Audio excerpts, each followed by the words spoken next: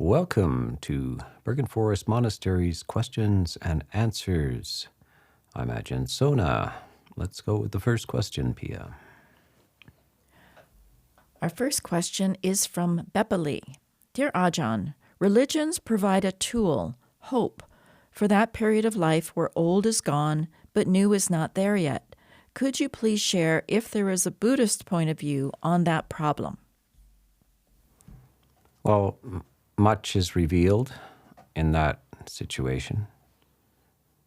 What is revealed really is the impermanence and selflessness of situations.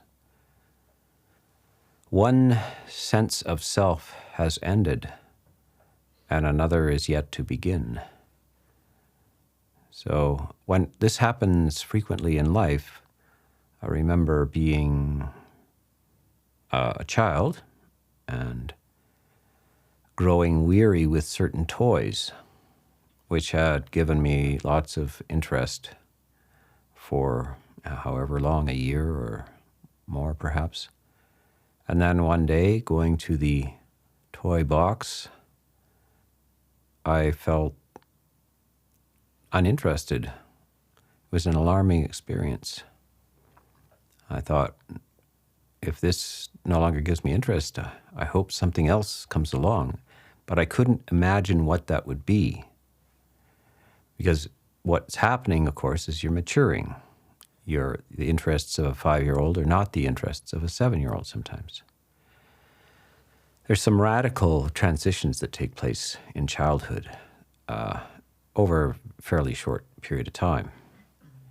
And this happens again when you, in puberty, between the ages of 12 and 14, huge difference between a 12-year-old and a 14-year-old. Sometimes the interests change as well, but your previous world system has ceased to be vivid. And now you're in this desert between lives, in a sense. It's a good model for actually rebirth as well. It's what's going on moment to moment, and sometimes it's not apparent at all, moment to moment, but it's kind of markedly apparent at certain stages, perhaps a few years apart or a few months apart. This happens in romance as well. One becomes infatuated, and then the infatuation wears off, and then one said and did a lot of things, and one no longer feels that way. This can happen with hobbies, with interests in movies and books. It can happen with jobs. Hobbies like at some point you're infatuated by skiing or something, and then it becomes rather dull. You're just going up and down a hill, up and down a hill. I suddenly realize, what am I doing? Why am I paying $150 to go up and down a hill? It can be quite alarming. People also experience a loss of interest in life itself. They no longer are interested, and that is really a critical moment. There's a movie called Annie Hall by Woody Allen, and the original title for that was Anhedonia. So anhedonia is the loss of pleasure in life, the inability to experience pleasure, hedonic feelings. Look it up if you're not familiar. And it's a rare word, hedonic, Hedonic. In that case, the character is experiencing this anhedonia and lack of meaning and interest. And then this person comes into his life, Annie Hall, who's vivacious and interesting. And so he perks up. It's a little exploration of what kind of things that happen in life.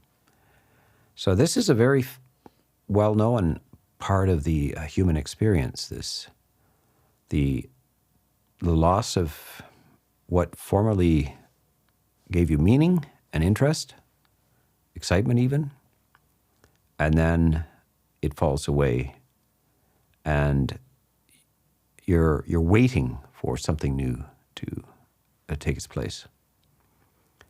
How we can deal with that, of course, Buddhism explains that very often. It's that these things are impermanent and insubstantial, especially the sensory experiences of sights and sounds, smells, tastes, touches, and ideas. These are in a continuous merry-go-round of seeking. After you've eaten enough, you don't have any interest in food. Now you must find a new interest in life. Maybe you have to read a book, but then you read a certain amount of a book, you can't do any more. Now you have to go and have a walk or go visit a friend, and then you visit the friend, and then you can't visit forever. You got to leave that behind and look for the next thing, which is a movie perhaps, or some sort of sports event. Just a continuous, endless rotation of sights and sounds, smells, tastes, touches, and ideas. And this is unsatisfactory. So this is where the Buddha is bringing our attention to this. For most people, though, they can't conceive of any alternative to this. So although they perhaps can acknowledge that it's an endless chase after the next hit, the experience. And this is basically addiction. We have a sense of deficit, which must be satisfied. And we have the 5 options of the 6 options of the senses. The 6th sense is the mind itself.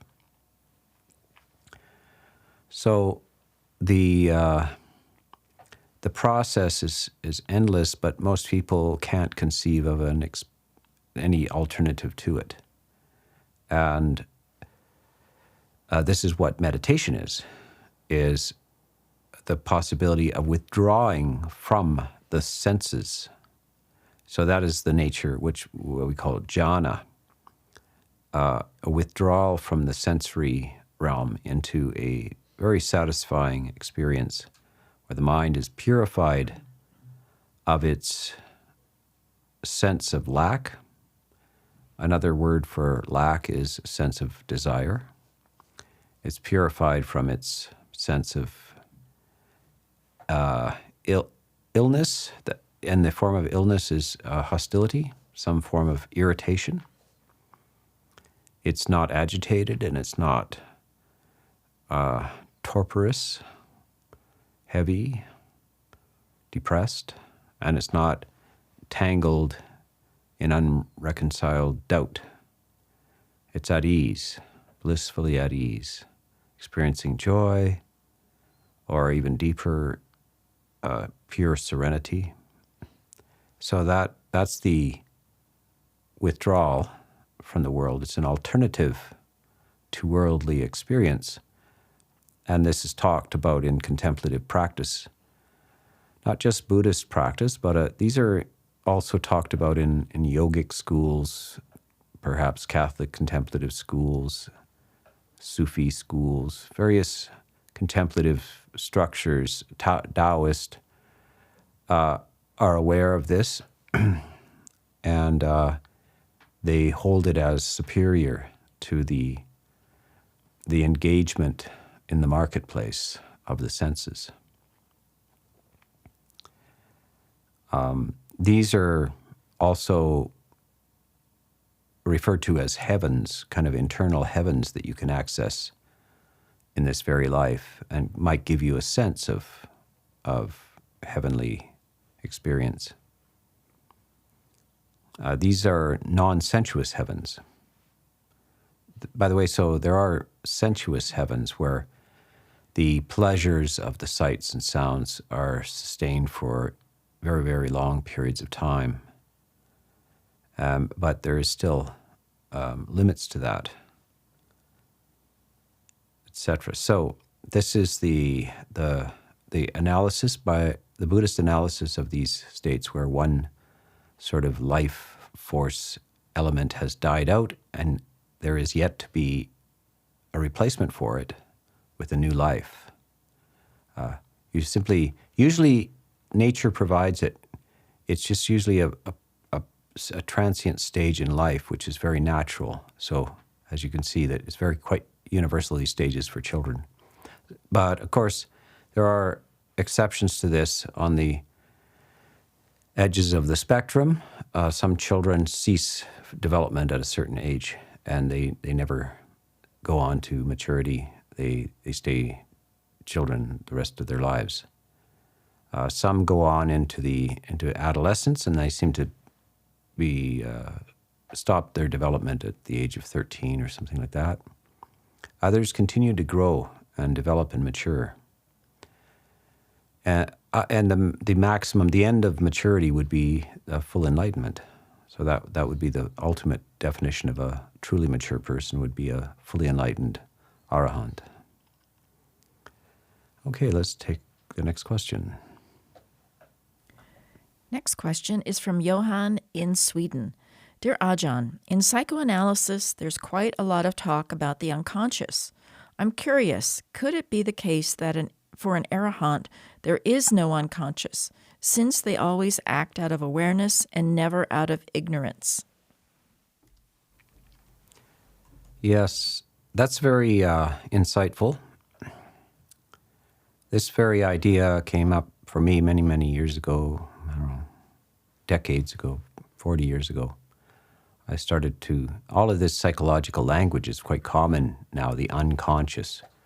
These are psychoanalytical terms, especially Freudian types of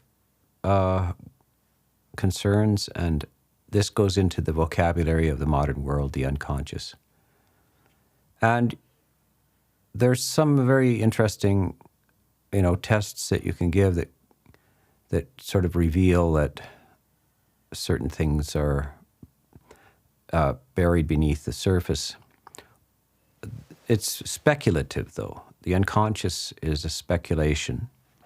There are philosophers and psychologists who say that no, the surface of the mind, the conscious mind, is all there is, that just some sort of brief preliminary experience is being formulated and then brought into full development, but a lot of activities are not going. I think that the unconscious, though, might be from such philosophers as Schopenhauer, much earlier than Freud.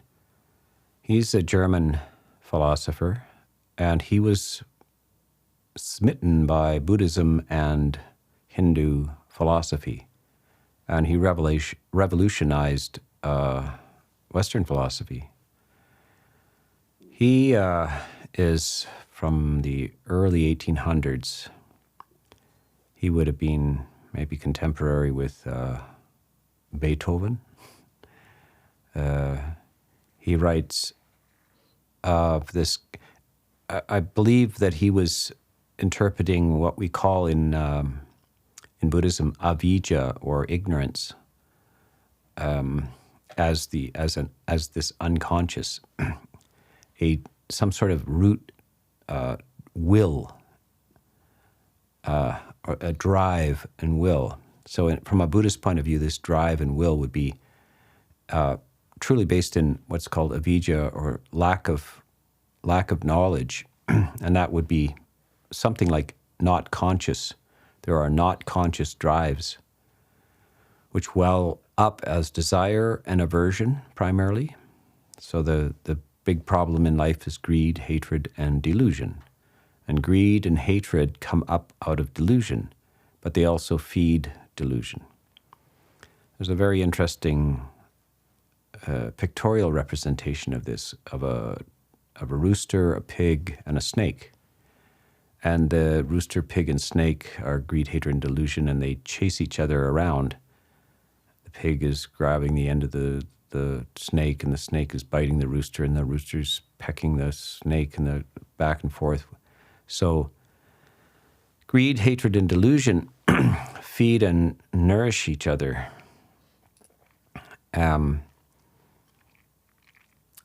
As you can see, that people who are uninformed or misinformed, they often manifest anger and greed over things which are that the wise are not vexed about. They're easily their passions are inflamed easily because they are ignorant. They don't have a larger view of life, a larger field of information.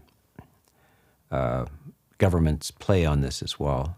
So there is more or less a direct address to the unconscious by the state. The state knows that certain portion of the population is uninformed, and they would like to misinform them as well in order to gain some benefit for the state. So you can see this playing out. So this would be that these people are unconscious of why they feel the way they feel. So the Arahant is trying to bring this to the surface so that there isn't any misinformation at the deepest level. The information at the deepest level is clear. You know why things happen. You know what you feel and how you feel and why you feel that way. So you're, in sort of Freudian terms, your analysis is finished. Freud, by the way, never, whatever accomplishments a person in psychoanalysis in the early days, it was pretty pathetic what was considered the end of psychoanalysis, if there was one. It's a question left in psychoanalysis: when does it end? Probably when the patient dies and can no longer pay the psychoanalyst, or you run out of money. Then your psychoanalysis is over. There is an economic element to this. So we would say that psychoanalysis ends at full enlightenment, arahantship, and that your own motives are not hidden from you. You're fully conscious and aware. This would even permeate into the dream life, where dreams would cease. It is said in the Abhidhamma that dreams cease for the Arahant. Okay, well that's a fascinating area which I could go on and on about, but I won't. Let's go to the next question. Our next question is from Dusty in Utah, United States. Can you explain the third noble truth? I ask because it seems like its statement could be mixed with the fourth noble truth, but it stands alone as its own. The third noble truth is there is an end to suffering. The first is there is suffering. Second is there is a cause of suffering. The third, there is an end to suffering. And the fourth is there is a way to the end of suffering. By the way, some people find that a little bit out of order. They think that the fourth noble truth, there is a way to the end of suffering, should be the third noble truth. Wouldn't it make more sense? There's suffering, there's a cause, there's a way, and there's an end. But the third noble truth, there is an end to suffering, they say that it's based more or less on a physician's diagnosis. The patient comes in and there is a disease. And then we know the cause of the disease. So when you show up at a doctor's office, you might have these symptoms of a disease, and they say, yes, there's a disease there. But we're not familiar with the causes of this. We don't know why it happens. But if we know why it happens, then we can say one thing, or one of two things. There is no cure for this, or there is a cure for this. So that's the third noble truth. Turns out there is a cure for this. And then they will give you the prescription. So this is, you must finish all 10 days of the antibiotics. Don't stop at day 7. Even if the symptoms subside, they're hidden. There are traces of it which could flare up. So please finish your full course of antibiotics. So the fourth noble truth is the dosage. You might have to go to physiotherapy, take the antibiotics, etc. The full course of chemotherapy, whatever it is. And then, so that is moving towards the end of suffering, but it is not identical with the end of suffering. It's still the process towards the end of suffering. So the fourth noble truth is the process towards the end of suffering. The eightfold path is what it is. But it has not achieved its final goal, which is the cessation, the utter cessation of suffering. So that's the difference between the third and the fourth noble truths. Next question is from the wisdom option in Finland. What is the difference between yoniso-manasikara and right view? Right view is something that you have achieved or are devoted to. You have chosen to take up right view. You may not fully understand it, but you're following you either have faith in the statements about right view, such as, so right view would insist that there are consequences to negative and positive actions. So there are real moral consequences to moral decisions. That is one of the formats of right view. Some people do not believe that. They have no belief that there are any results from either evil or good types of actions. And in a sense, they're denying that there are any good or evil actions. And no matter what you do, there are no particular results following from those things. That would be wrong view. Right view would be saying that there are. Now, it's not easy to always see that. Evil people do terrible things and they live, to 95 and apparently have a pretty good time and die. And there's no apparent consequences to their evil actions. And then other people who do great good things seem to suffer in all kinds of ways. Bad things are inflicted upon them. They have illnesses. And they might die young, etc. They're impoverished, all kinds of things. So we see it from that frame. We see no causal connection between their activities and the results. So if you may not be able to see it, but you decide, that sounds right to me, that there are consequences and they may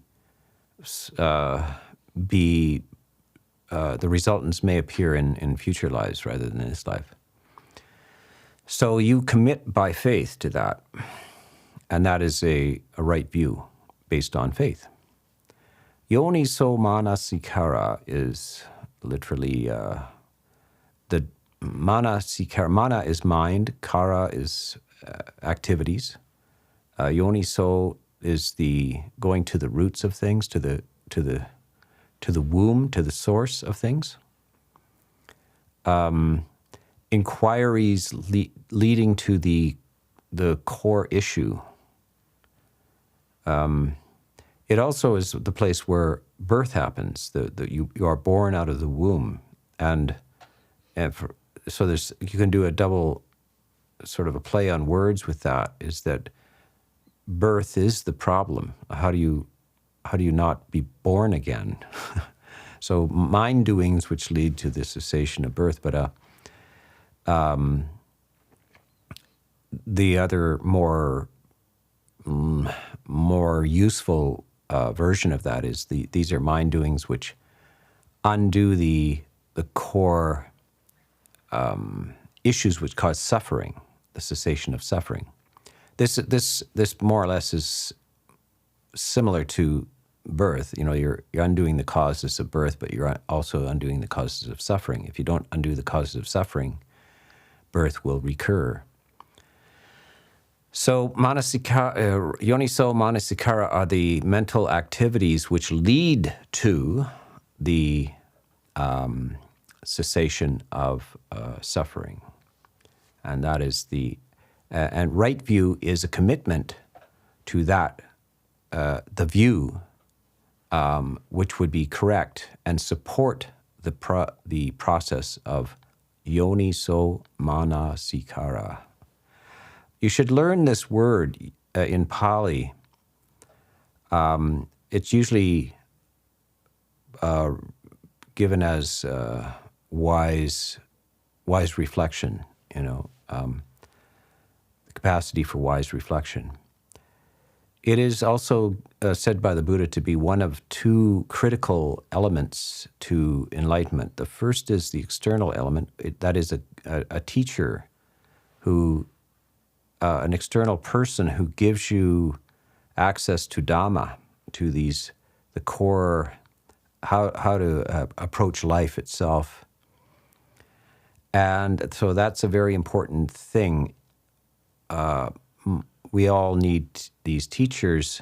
Occasionally there's a remarkable genius that arises that solves the issue by themselves without needing a teacher.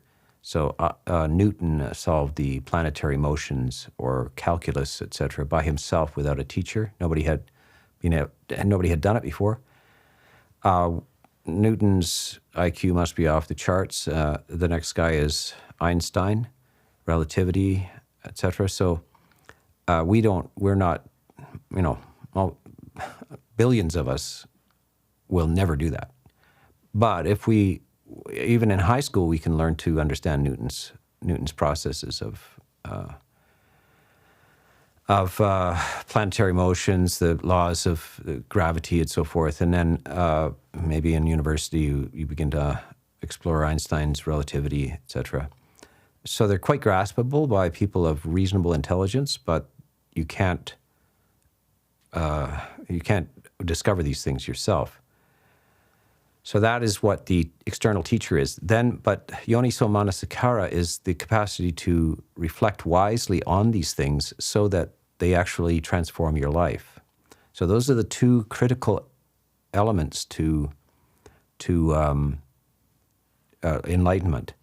If you're missing the teacher, even though you might have good capacity for wise reflection, you probably won't get there.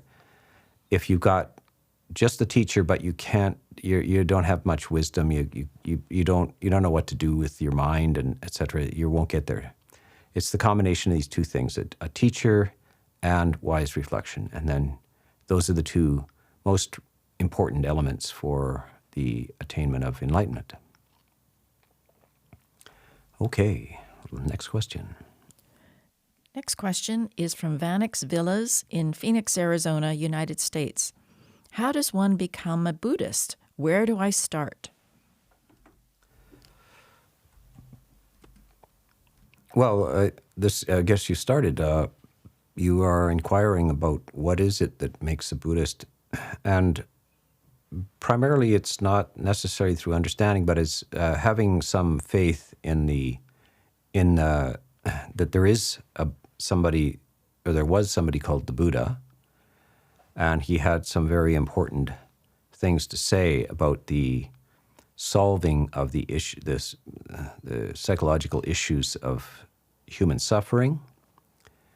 And so that's the Dhamma. And there is a number of people who have inquired deeply into his teachings and have received the benefits, the fruits of these teachings. And they report satisfaction with the product.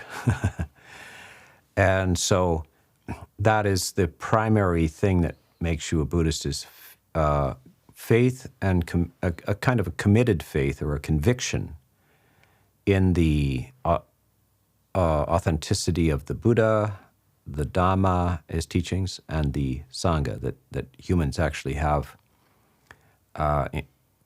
inquired deeply into this and have received the fruits of these teachings. The second part is that there is a commitment to virtuous behavior, in the form of the 5 precepts. Because of the insights that arise, the attitudes that arise, your heart opens, recognizes your universal nature, that all beings fear death, they tremble before violence, and you therefore do not inflict that on them. You understand that beings like their possessions, as you do, so you don't take them from them. You understand how important committed relationships are between people, so affection relationships, and you don't violate the boundaries of the other people's committed relationships. You don't lie, because you don't like being lied to either. You try to be truthful. And then lastly,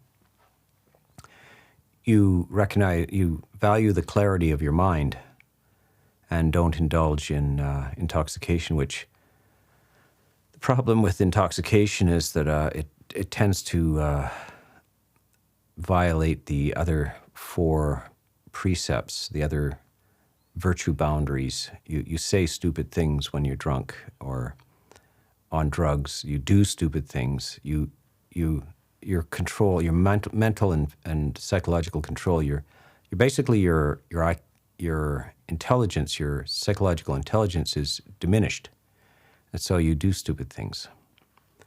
So that is the kind of the commitment to virtue shows that the faith you have in the Buddha, the Dhamma, the Sangha is viable. So that's kind of the core of what makes up a Buddhist. You do not. Traditionally, people would go to a monk and say, I would like to take the 3 refuges and the 5 precepts, the 3 refuges being, I take refuge in the Buddha, the Dhamma, the Sangha. And then take the 5 precepts, I commit myself to this virtuous, ethical behavior. It's not necessary to do that in front of somebody. It's much more important that you just take it up and commit yourself to it, and that you gradually come to understand, rather than just have trust in it or faith in it, that you come to understand why it's a marvelous and transcendental experience, a truth, Yeah. Okay, let's go on. Next question is from Karnatic Kitta. Dear Ajahn, what is the role of devotion in the Dhamma practice? What are we supposed to be devoted to besides the Dhamma itself? Is it loving kindness for all? I come from a theist background, hence the questions.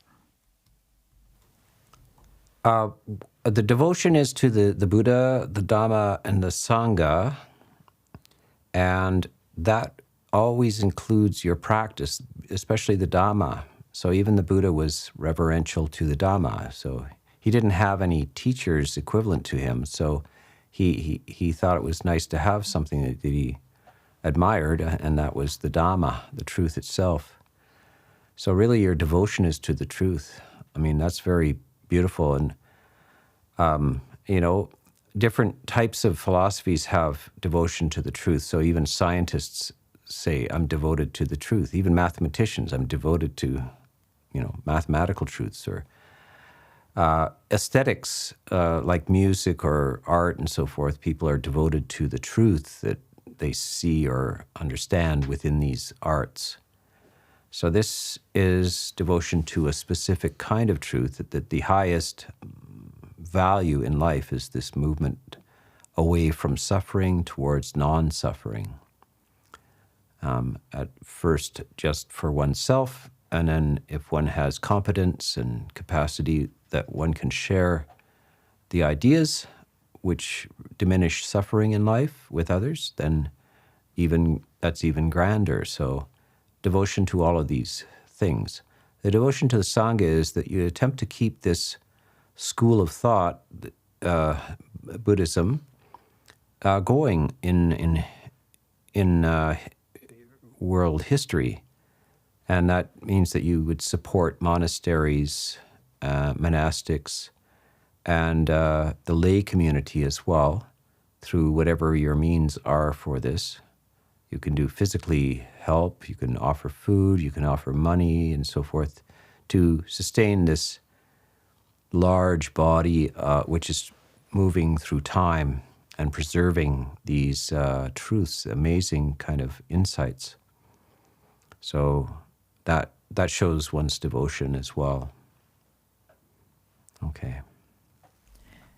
Next question is from Phil. After you reach enlightenment, do you stop existing? Or is there some refined being your consciousness continues in?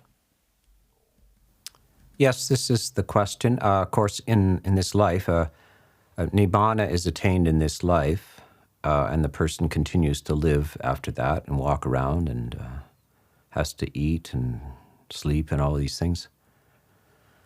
As opposed to, say, Christianity, where heaven is something you achieve after death. You go to heaven somehow after death. Buddhism, by the way, has that as well. That some people, when they die, if they have purified the consciousness, they end up in heaven. But heaven is achieved. You end up in that dimension after death. You can have visions of that before death. In the case of enlightenment, full enlightenment, it is not something that happens after death. It only happens when you're alive. It can't happen. It's not something that happens mechanically at death. It's something that it requires a mind to experience. So enlightenment is an experience which you have while you're alive. The other question is, what happens to this enlightened person when they die? And that is, there are 2 points of view. That the entirety of a living being is, first of all, there's a big mistake that's made, is that there's a central identity which is the very same one that is sustained through this life and goes off into heaven or something like this afterwards. Buddhism rejects this idea that there is a kind of a sustainable entity, a solid, unchanging entity that travels through this life. They say there is no such thing. But, and the insight is to penetrate the illusion of the self, because there is a feeling that you are the person that was a child, you are the person that was a 20-year-old, etc. But when we examine that, we find we can't make sense of that when we closely look at that. Everything about us is changing all the time. Our thoughts, the feelings, the body, all of it is continuously in flow. And when we really focus on the flow aspect of things, the persisting identity dissolves. It can't withstand that scrutiny. It's an illusion. It's a kind of a whirlpool in a river. It's not a thing. It's just the river itself, and it changes and dissolves, etc. So what happens to a whirlpool when it dissolves? What happened? Where did it go? So these are the perplexing questions about what happens to the ARAHANT. Now the Buddha always went back and says, what ARAHANT are you talking about? Do you understand that there isn't a soul, an enduring entity to begin with? Otherwise, you wouldn't be asking what happened to this entity if you didn't think there was one to begin with. This is kind of like what happened in science. What we would now call space used to be a kind of a substance. And the reason why they thought it was a substance was that light waves went through it. So in order for light to flow, it had to flow in something. It had to flow in a substance. And this was called the ether. So they thought that what we call space was full of this ether. And then it turned out that it's not required. Light does not require a medium to move in. And so this ether that was talked about and explored and quantified and had even formulas about turned out not to exist at all. Wasn't required, didn't exist. This in the history of science, this happens quite often where some sort of substance or something is presumed to exist and thought to be required, but it doesn't in the end. It simply doesn't exist. And so all it's like asking what happened to the ether after it was no longer required. It's a meaningless question. It was just a false assumption to begin with. So in the end, there's two schools of thought about the Arahant at death, what's called pari-nibbana, the final nirvana. One is that something quite indescribable and unimaginable is there. It's not nothing. And the other one is that indeed all aspects of what we would call human cease. It just simply cease. So I won't clear up the argument for you. I just want to present the fact that in Buddhism, in the Theravada Buddhism, and other schools of Buddhism, there are two points of view about this. And it's very, very subtle. The arguments on both sides are subtle. The easiest one to understand is annihilation. It's just complete cessation of the five khandhas. It's quite easy to grasp. The other one is much more difficult to grasp and very difficult to express as well. Yeah. Okay, let's go to the next question. Next question is from Emperor Palpatine. I can attain jhana, but I can't attain stream entry. The suttas make it seem like it should be easier than jhana. What am I missing, considering vipassana distinction is not in the suttas? Well, when you say vipassana distinction, I presume you're talking about this sort of commentarial idea that there's two types of meditators. One is a sukha vipassana meditator, a dry insight meditator, and the other one is one who practices samatha, or deep states of jhana, samadhi, and that there's kind of two approaches. In the suttas, it's very difficult to find any isolated so-called vipassana practitioner. It's usually hyphenated samatha vipassana. Go to the forest monks and do samatha vipassana, meaning serenity and insight practice. There's a simile by the Buddha,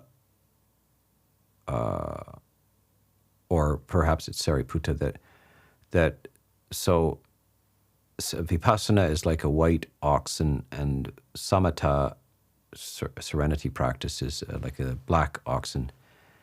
And they can be harnessed in different ways to pull a cart.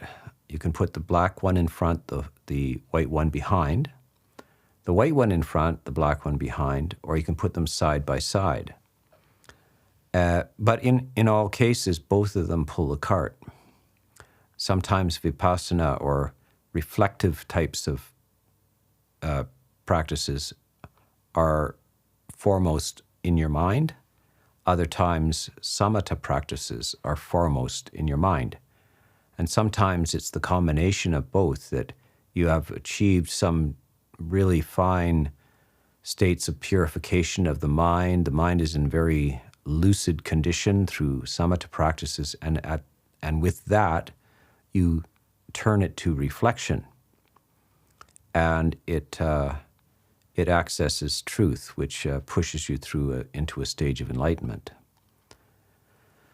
But mostly it's described as mutually beneficial.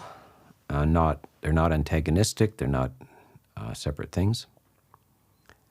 The Buddha does say that one who has this samadhi, by the way, right samadhi, samma samadhi, the eighth factor of the path, but the right samadhi, there's no need to wish, may wisdom arise. Wisdom naturally rises and swells out of samma samadhi. So if you're practicing this concentration and your enlightenment has not arisen yet, first of all, the benefits, it's one of the fruits of the path that it's a very delightful thing. Samadhi is it's a pleasant dwelling here and now. So it's already a beautiful fruit of the path. Some people are dismissive of this and everything, but the Buddha is very clear that there's a sutta on the fruits of recluseship, and one of the fruits of it is the attainment of samadhi, which is a very delightful experience here and now. And however, if right view is not strong enough, then it can't issue in enlightenment. So in that case, one would go back and keep reflecting over right view. Do you understand the Four Noble Truths properly? Then the samadhi, the eighth factor, can be properly supported by right view, and then it should give rise to some stage of enlightenment. Yeah. Okay, let's go to the next question. Next question is from Alex. Can negative karma be exhausted in the realm of dreams, or is negative karma only exhausted in conscious life?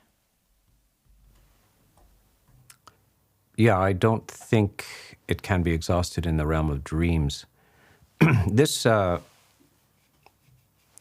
Dreams are not all that important in Buddhism. Unlike psychology, quite often there's a preoccupation with dreams, at least Freudian psychology, where it's the royal road to the unconscious. Buddhism regards it as kind of the just frivolous ramblings of the mind. However, you can transform the dream life through conscious activity. And one of the best ways is to practice loving kindness a lot and deeply, and that changes the contents of your dreams. In that case, it's not the dreams that are discharging negative karma, it's the practice of loving kindness that is suppressing negative karma. There are two parts to karma. The first, karma is really the action, a negative action or a positive action, and it has another corresponding term, vipaka, which is the results of that. So when in ordinary English, people say, "Oh, that's your karma." You know, something happens, you hit somebody and they hit you back, and then that's your karma. Well, that's actually your vipaka. That's the results of your karma. It's results of the fact you hit somebody and then they hit you back. That's not your karma. It's the results of it. If after you hit the person, then you said, "Oh my God, I'm so sorry. I don't know what came over me. Please forgive me." They might not hit you back, and in that case, the remorse, the change of heart, and everything might be enough to suppress the response, the negative, the vipaka of the other person striking you. So that's how you would exhaust this negative karma. Practice these positive mental states consciously while you're awake, rather than concerning yourself with the dream life. The dream life is the volitional states in the dream life. Some people ask us, well, can I do negative? What if I kill somebody in a dream? Is that going to be bad karma? Apparently not. The results of actions done in dreams is virtually negligible, very little, because the volition is so weak in the dream. So that's what they call the Abhidhamma. The Abhidhamma would describe that as the dreams are inconsequential in terms of karma. And so probably they are also inconsequential in terms of vipaka, or the resultants. Okay, well, we will leave that for today, and look forward to our next session of questions and answers with Ajahn Sona.